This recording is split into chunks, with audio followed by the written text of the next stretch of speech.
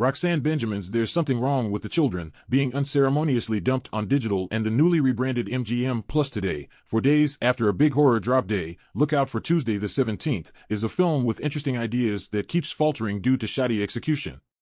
It takes way too long to get anywhere interesting. At times, it feels like a script that would have suited an anthology format like Guillermo del Toro's Cabinet of Curiosities better than a feature's length, and then it races through some of its best beats, eventually allowing them to sink under the weight of behavior that doesn't feel recognizable as human in the final scenes.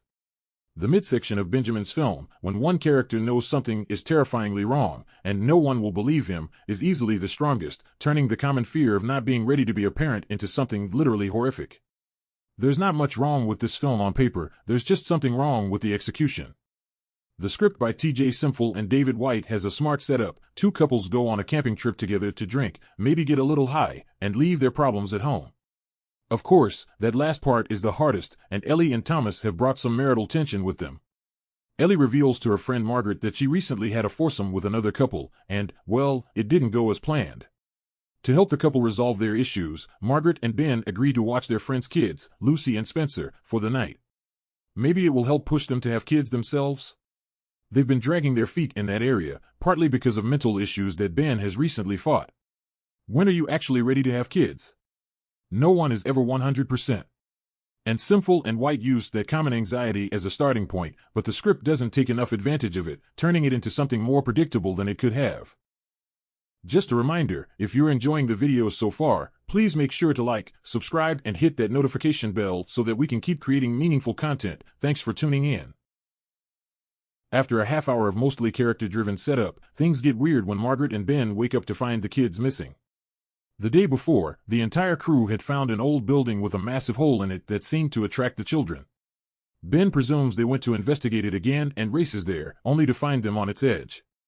He watches them jump in, surely to their death.